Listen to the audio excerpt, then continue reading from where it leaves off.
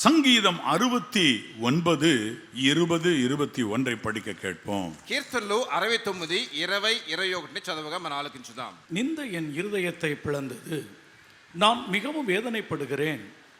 எனக்காக பரிதபிக்கிறவன் உண்டோ என்று காத்திருந்தேன், ஒருவனும் இல்லை.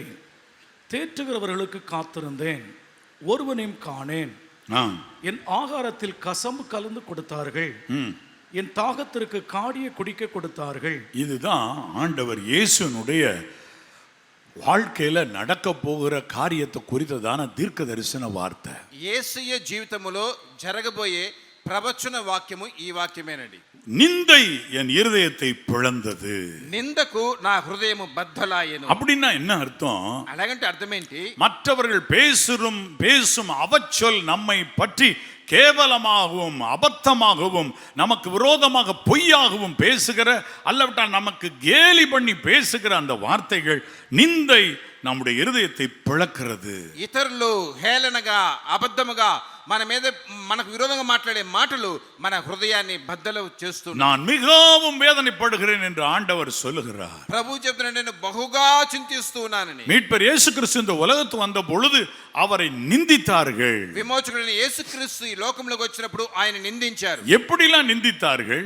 ఎలా నిందించారు? அவருக்கு தலையிலே முள்முடி சூடி காரி துப்பினார்கள், கன்னத்துல அரைஞ்சார்கள், கோலை எடுத்து முள்மூடி சூடி இருக்க தலையின் மேல் அடித்தார்கள்.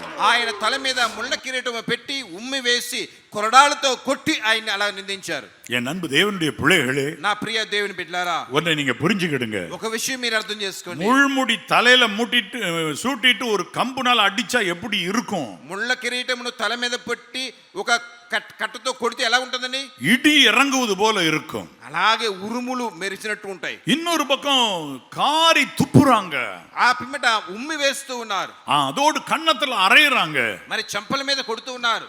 அப்படியானால் ஒன்றை யோசித்து பாருங்கள். అలాగంటే ఒకటి అర్థం చేసుకోండి, அவருடைய இருதயத்தை அந்த நிந்தை பிளந்தது. ఆ నింద ఆయన హృదయాన్ని బద్దలు చేసింది. சிலுவையில் அறையப்பட்ட கள்ளர்கள் அவரை நிந்தித்தார்கள். సులువు మీద కొట్టబడిన ఆ దొంగ ఆయన నిందించాడు. ஒரு கள்ளன் நாளில் ஆண்டவர் அண்டை வந்து விட்டான். ఆ దొంగలో ఒక దొంగ ప్రభు దగ్గరికి వచ్చేసాడు. அந்த நேரத்தில் ஆண்டவருடைய நிலை என்னவா இருந்துச்சா பாருங்க. இதோ எனக்காக பரிதபிக்கிறவன் உண்டோ என்று காத்திருந்தேன். ఆ సమయాన దేవుని యొక్క స్థితి ఎలాగుందంటే, నా కొరకు ఓదార్చువారు ஒருவனும் இல்லை, కరుణించువారు ఎవరు కూడా లేరు. தேற்றுகிறவர்களுக்காக காத்திருந்தேன், ఓదార్చు వారి కొరకు కనిపెట్టుకుంటుని ஒருவனையும் காணேன். ఎవరిని కాననైతిని. இது எந்த நேரம் தெரியுமா? ఇది ఏ సమయం తెలుసండి? கெத்செமனேல மீட்பர் இயேசு கலங்கி நின்ற ஒரு நேரத்தை குறித்த தீர்க்க தரிசனம். గెత్సెమనేలో యేసయ్య కన్నీటితో నిలబడినటువంటి ఒక ప్రవచనం ఇది. பேதுரு மற்றும் யாக்கோபு யோவானை அழைத்து கொண்டு சொல்றார், எனக்கு இது ஒரு திகிலான நேரமா இருக்குப்பா, என்னோடு வியாகுலப்பட வாங்க, என்னோடு ஜெபம் பண்ண வாங்கன்னு கூட்டிட்டு போறார். ஆனா அவங்க 3 பேரும் தூங்கிட்டு இருக்கிறாங்க. ஆண்டவர் சொல்லுகிறார், எனக்காக பரிதபிக்கிறவன் உண்டோ என்றால் இல்லை, தேற்றுதலுக்கு காத்திருந்த ஒருவனையும் காணேன். నా కొరకు మరి విన్నపించేవారు ఎవరైనా ఉన్నారా, ఓదార్చేవారు ఎవరైనా అంటే ఎవరూ లేరు అంటున్నాడు. அதனால அது அவர் சிலுவையில் நடந்ததை எழுதப்படுகிற தீர்க்கதரிசனமா, என் ஆகாரத்தில் கசப்பு கலந்து கொடுத்தார்கள், என் தாகத்துக்கு காடியை கொடுத்தார்கள். సిలువలో జరిగినటువంటి ఆ ప్రవచనము, వారు చేదును నాకు ఆహారముగా పెట్టిరి, నాకు దప్పి అయినప్పుడు చిరకను త్రాగనిచ్చిరి. என் அன்பு தேவனுடைய பிள்ளைகளே, నా ప్రియ దేవుని బిడ్డలారా, உங்கள் இருதயம் கலங்காதிருப்பதாக, మీ హృదయము కలవరపడకుండును గాక, கலங்காதிருப்பதாக, మీ హృదయము కలవరపడకుండును గాక. உங்களுக்கு ஆறுதலும் தேறுதலும் ஆண்டவரிடத்திலிருந்து நிச்சயமாக வரும். మీకు ఆదరణ ఓదార్పు ప్రభు దగ్గర నుంచి ఖచ్చితంగా వస్తుంది.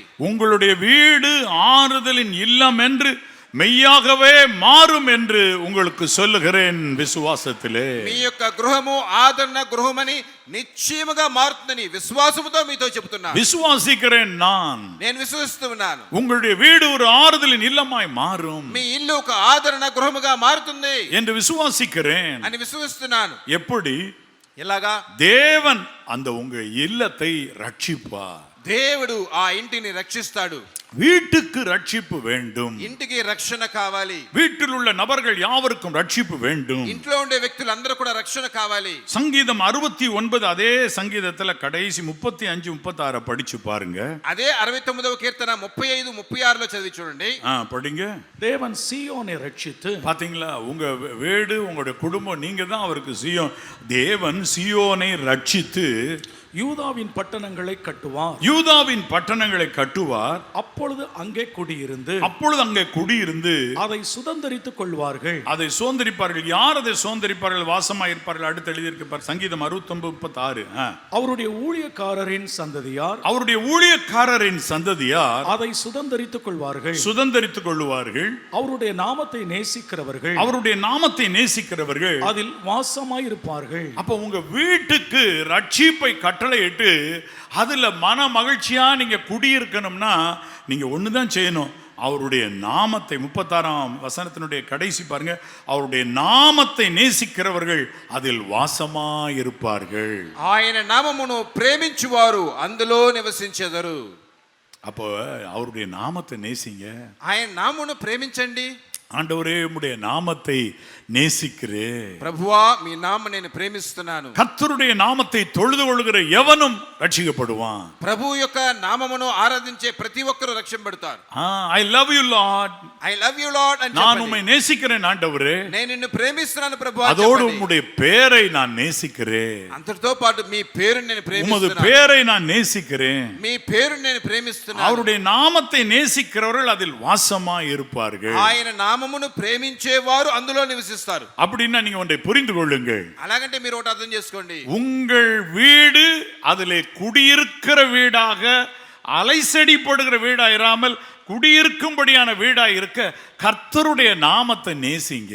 మీ యొక్క ఇల్లు అలమటించే ఇల్లుగా ఉండకుండా నివసించే ఇల్లుగా ఉండాలంటే దేవుని నామాన్ని ప్రేమించండి. ஒரு பிரதருடைய வீட்டை திறந்து வைக்கிறதுக்கு போனேன். ఒక సహోదరుని యొక్క ఇల్లు గృహప్రవేశానికి వెళ్ళాను. அவர் வீட்டுல ஒவ்வொரு டோர்லயுமே ஒரு பேர் எழுதியிருந்தார். ఆయన ఇంట్లో ఒక్కొక్క తలుపు మీద ఒక్కొక్క పేరు రాశాడు. கர்த்தருடைய நாமத்தை எழுதியிருந்தார். ప్రభువు యొక్క నామమును రాశాడు. யெகோவா நிசி வாழ்க, యెహోవా నిస్సి స్తోత్రములు, யெகோவா ஈரே வாழ்க, యెహోవా ఈరే శుభములు, கர்த்தருக்கு ஸ்தோத்திரம். ప్రభువునకు స్తోత్రములు. நான் இப்ப உங்களுக்கு சொல்றேன், నేను ఇప్పుడు మీకు చెప్తున్నాను. இனிமேல் நீங்க கட்டுறவங்க மட்டும் இல்ல, இப்ப கட்டியிருக்கவங்களும் யோசிக்கலாம். ఇక మీద కట్టబోయే వాళ్ళు కాదు, ఇప్పుడు కడుతున్న వారు కూడా ఆలోచించవచ్చు. அழகா கர்த்தருடைய நாமத்தை ஸ்டிக்கர் வடிவத்துல எழுதி ஒட்ட வேண்டியதுதானே. చక్కగా దేవుడి నామాన్ని స్టిక్కర్ గా చేసి అంటించడమే కదా. நீங்க ஒரு நல்ல இன்ஸ்பெக்டர் ஆனா நீங்க என்ன பண்றீங்க? உங்களுக்கு முன்னாடி இன்ஸ்பெக்டர் போர்டு வைக்கிறீங்களா இல்லையா? మీరు ఒక ఇన్స్పెక్టర్ అనుకోండి, మీ ముందు ఇన్స్పెక్టర్ అని బోర్డు పెడుతున్నారు కదా. உங்க பேர் அங்க கௌரவப்படுகிறது அல்லவா? మీ పేరు అక్కడ ఘనపరచబడుతుంది కదా. நீங்க உங்க பேரை கௌரவப்படுத்துற மாதிரி கர்த்தருடைய நாமத்தை கௌரவப்படுத்தி பாருங்க. మీరు మీ పేరుని ఘనపరిచేలాగా ప్రభు నామాన్ని ఘనపరిచి చూడండి. இயேசு கிறிஸ்துவின் நாமத்துக்கு ஸ்தோத்திரம்னு அப்படி ஒரு டோர்ல அடிச்சு பாருங்க. యేసు క్రీస్తు నామమునకు స్తోత్రం అని తలుపు మీద అలాగా వేసి చూడండి. இதுவரை உங்களுடைய வீடு தத்தளிக்கும் கப்பலா இருந்துச்சுன்னா இனிமேல் சமாதான இல்லமாய் மாறும். ఇంత మడుగు మీ ఇల్లు కదిలిపోయే ఓడగా ఉన్నదంటే ఇప్పుడు సమాధానమైన ఇల్లుగా మారిపోతుంది. உங்க வீட்டை ரட்சிக்க கர்த்தர் கிரியை செய்வார். మీ ఇంటిని రక్షించడానికి ప్రభువు క్రియ చేస్తాడు. வேதவசனம் சொல்லுகிறது, దేవుని వాక్యం చెప్తుంది. அன்றைக்கு ஆண்டவர் சகையூட்ட சொன்னார், இன்றைக்கு இந்த வீட்டுக்கு ரட்சிப்பு வந்தது. ఆ రోజు దేవుడు జక్కయ్య చెప్పాడు, నేడు ఈ ఇంటికి రక్షణ వచ్చింది.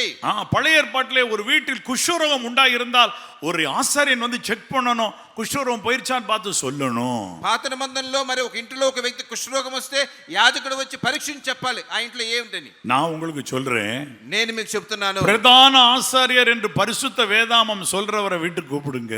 ప్రధాన యాజకుడు అని పరిశుద్ధ గ్రంథం చెప్పి ఆయన్ని మీ ఇంటికి పిలవండి. எப்படி கூப்பிடுறது பிரதர்? ఎలా పిలవాలి బ్రదర్? நீங்க உங்க வீட்டுல எத்தனை பேர் இருக்கீங்க? మీ ఇంట్లో ఎంతమంది ఉన్నారండి? 3 பேர் இருக்கோம். ముగ్గురం ఉన్నాం. போதும். చాలు.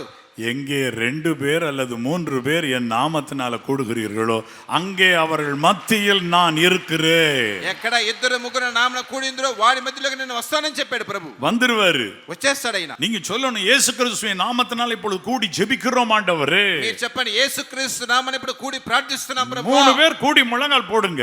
ముగ్గురు కూడి మోకాలు వేయండి. 4 பேர் கூடி முழங்கால் போடுங்க. నలుగురు చేరి మోకాలు వేయండి. வீட்டுல எத்தனை பேர்? 2 பேர் தான் இருக்கீங்கன்னா 2 பேர் கூடி ஜெபம் பண்ணுங்க. ఇంట్లో ఇద్దరు ఉంటే ఇద్దరు కూడి ప్రార్థన చేయండి. மீட்பர் இயேசு வருவார். విమోచకుడు యేసు వస్తాడు. உங்கள் வீட்டுக்கு ரட்சிப்பை எழுதுவார். మీ ఇంటికి రక్షణను ரட்சிப்பை கட்டளையிடுவார். రక్షణను ఆజ్ఞాపిస్తాడు. உங்கள் வீடு சமாதானமாய் தங்கி இருக்கிற வீடாய் மாறும். మీ ఇల్లు సమాధానముగా నివసింపదగిన ఇల్లుగా మారుతుంది. கர்த்தர் உங்களை சுகமாய் தங்கி இருக்க ప్రభువు பண்ணுவார். మిమ్మల్ని సుఖముగా నిద్రింపజేస్తాడు. எழுந்து நிற்போமா? లేచి నిలబడదామా? உங்களை கட்டாமல் கர்த்தர் மகிமையில் வெளிப்பட முடியாது. మిమ్మల్ని కట్టకుండా దేవుడు తన మహిమను ஆகவே ప్రత్యక్షపరచును. உங்களை கட்டுவதற்கு கர்த்தர் தீர்மானம் கொண்டுள்ளார் என்பதை மறந்து விடாதிருங்கள். కావున మిమ్మల్ని కట్టడానికి దేవుడు నిర్ణయం చేస్తున్నాడని మర్చిపోవద్దు. கர்த்தர் உங்கள் வீட்டை கட்டுவதற்கு தீர்மானித்து விட்டார் என்பதை நம்புங்கள். దేవుడు మీ ఇంటిని కట్టడానికి నిర్ణయం చేశాడని మర్చిపోవద్దు. நீங்கள் தான் கர்த்தர் விரும்பும் சீயோன். మీరే ప్రభువు ఆశించే సియోను. நீங்கள் தான் கர்த்தர் எதிர்பார்த்திருக்கிற சீயோன் நகரம். మీరే ప్రభువు ఎదురు చూసే సియోను నగరము. கர்த்தர் உங்களுக்காக ஏங்கி நிற்கிறார். ప్రభు మీ కొరకు ఆసక్తితో చూస్తూ ఉన్నాడు. ஆம், ஆண்டவர் உங்களை விசேஷமாய் சந்திக்க இருக்கிறார். ప్రభు మిమ్మల్ని విశేషముగా దర్శించునై ఉన్నాడు. ஆண்டவர் கைகளில் உங்களை ஒப்பு கொடுங்க. ప్రభు చేతిని మిమ్మల్ని అప్పగించండి. என் வீட்டுக்கு வருவாரா பிரதர்? నా ఇంటికి వస్తాడా బ్రదర్? சகேயுவினுடைய வீட்டிற்கே அவர் சென்றார். జక్కయ్య ఇంటికి ఆయన వచ్చాడు కదా. மற்றொரு இடத்துல அநியாயமாய் பணத்தை வாங்கின சகேயுவின் வீட்டிற்கே அவர் போவார் என்றார். ఇతరుల దగ్గర అన్యాయంగా డబ్బు తీసుకున్న జక్కయ్య ఇంటికే వచ్చాడంటే கர்த்தருடைய நாமத்தை நேசிக்கிற உங்க வீட்டுக்கு ஏன் வரமாட்டார்? ప్రభు యొక్క నామమును ప్రేమించే మీ ఇంటికి ఎందుకు రాడు?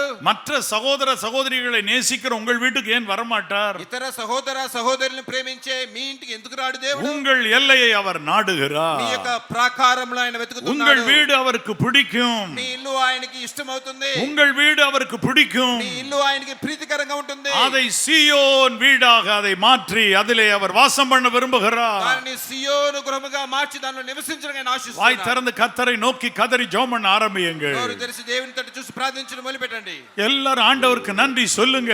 అందరూ దేవుని కృతజ్ఞతలు చెల్లించండి. கர்த்தரை பார்த்து கதறுங்க. ప్రభువును చూసి మొరపెట్టండి. என்னுடைய வீடு ரட்சிக்கப்பட வேண்டும் ஆண்டவரே. నా ఇల్లు రక్షింపడాలి ప్రభువా. என்னுடைய வீட்டில் ரட்சிக்கப்படாதவர்கள் ரட்சிக்கப்பட வேண்டும் ஆண்டவரே. నా ఇంట్లో రక్షింపబడని వారు రక్షింపడాలి నాయనా. மனம் இறங்கு. కనికరించండి. மனம் இறங்கு. కనికరించండి. இறங்கும். కనికరించండి. கதறிக்கொண்டே இருங்க. మొరపెడుతూ ఉండండి. தேவனுடைய வல்லமை இறங்கட்டும். దేవుని యొక్క మహిమ దిగును గాక. தேவனுடைய வல்லமை இறங்கட்டும். దేవుని మహిమ దిగును గాక. தேவனுடைய ஆவியானவர் இறங்கட்டும். దేవుని యొక్క ఆత్మ కుమ్మరింపను గాక. கர்த்தருடைய கை நீட்டப்படுவதாக. ప్రభు యొక్క హస్తము చాపబడుతూ ఉన్నది. கர்த்தருக்கு நன்றி. దేవునికి స్తోత్రములు. கர்த்தருக்கு நன்றி.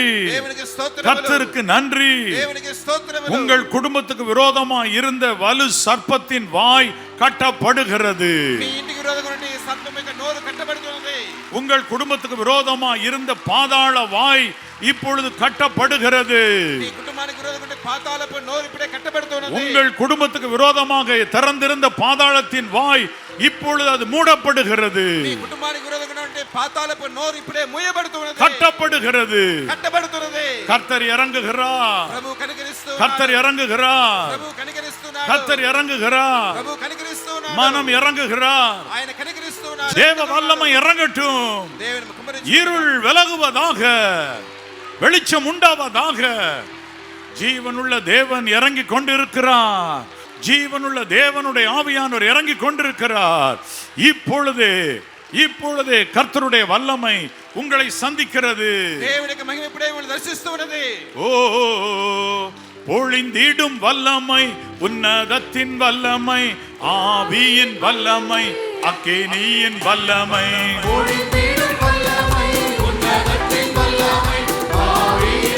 ஜீவனுள்ள தேவனுடைய வல்லமை இறங்கட்டும்.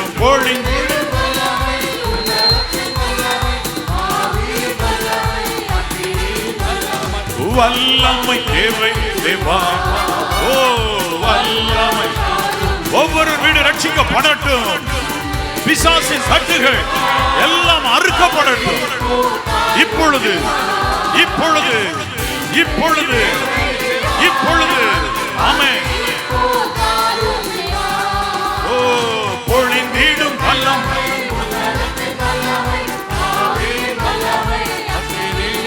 வல்லமை இறங்குவதாக, இறங்குவதாக. கர்த்தருடைய வல்லமை இறங்கட்டும். விடுதலை உண்டாகட்டும்.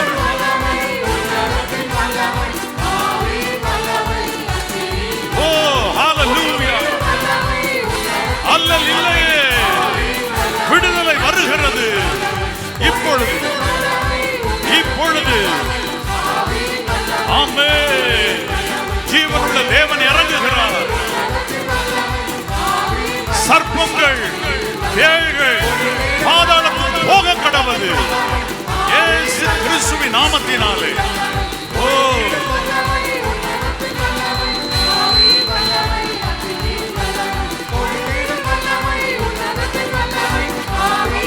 வல்லமை அக்கினியின் வல்லமை விடுதலை இறங்கி கொண்டிருக்கிறது. విడుదల కుమ్మరించబడుతున్నది. உங்களுக்கு விரோதமாய் நின்றிருந்த சர்ப்பங்களும் தேள்களும் விலகி பாதாளத்துக்கு போகின்ற நேரம் இது. నీకు విరోధంగా ఉండే సర్పములు తేళ్లు அவைகள் வெட்கப்படுகின்றன.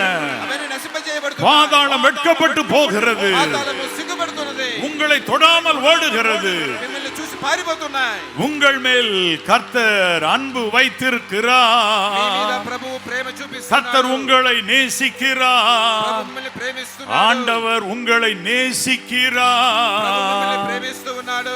கர்த்தருடைய வல்லமை இறங்கி உங்களை மூடுகிறது. దేవుని యొక్క మహిమ దిగి మిమ్మల్ని మరుగు చేస్తున్నది. ஆவிக்குரிய ஒரு வஸ்திரத்தை கர்த்தர் ஒவ்வொருவருக்கும் புதிதாக புதுப்பித்து தருகிறார். ఆత్మీయ వస్త్రం ప్రభు ఒక్కొక్కరికి నూతనముగా దయచేస్తూ ఉన్నాడు. இது நாள் வரைக்கும் உங்கள் வீட்டில் தூங்குவதும் பொழுது இரவில் இருந்த திகில் இனி இருக்காது பாருங்கள். ఇంత మటుకు రాత్రుల్లో మీరు నిద్రపోయి ఉన్న భయము ఇక్కడ ఉండదు. வேண்டாத சத்தங்கள் இனிமேல் உங்கள் வீட்டில் கேட்காது. அது ஏதேன் போல மாறி விட்டிருக்கிறது. పెద్ద శబ్దాలు ఇక్కడ మీకు వినబడవు. అది ఏదోలాగా మారిపోయి ఉన్నది. ஹalleluya. உங்கள் சரீரத்தில் எந்தெந்த இடத்திலே நோய்கள் இருக்கிறதோ இப்பொழுது அந்த இடத்துல கை வைத்துக் கொள்ளுங்கள். మీ శరీరంలో ఎక్కడెక్కడ వ్యాధులను ఆ చోట ఇప్పుడు చేయి ఉంచుకోండి. ஆண்டவர் இப்பொழுது அதை தொடட்டும். ప్రభు ఇప్పుడే దాన్ని తాకనివ్వండి. மீட்பர் இயேசு கிறிஸ்துவே, విమోచకుడైన యేసు క్రీస్తు கர்த்தாவே, ప్రభువా ஒரு அற்புதத்தை இப்பொழுது செய்வீராக. అద్భుతాన్ని ఇప్పుడు చేయుదువు గాక. அற்புதத்தை செய்வீராக. అద్భుతమును చేయుదువు గాక. அந்தந்த நோய்கள் மறைய கடவது. ఆయా వ్యాధులు మరిగిపోవును గాక. என்னென்ன கட்டுகள் இருக்கிறதோ அறுபடப்பட்டு போக கடவது. ఏ గండలుడు అవన్నీ పగిలిపోవును గాక. இன்று முதற்கொண்டு ఈ దినము నుండి இவர்களுடைய வீட்டில் ஏதேன் தோட்டம் போன்ற வாசனை வீசுவதாக. ఇళ్ళలో ఏదేని తోటని వాసన వీచును గాక. ஏதேன் தோட்ட தென்றல் வீசுவதாக. ఏదేని తోటలో ఉన్న ஹalleluya. హల్లెలూయా. எல்லாரும் கைகளை உயர்த்தி பாடுவோம். చేతులు పైకెత్తి పాడుదాం. ஹalleluya. ஹalleluya.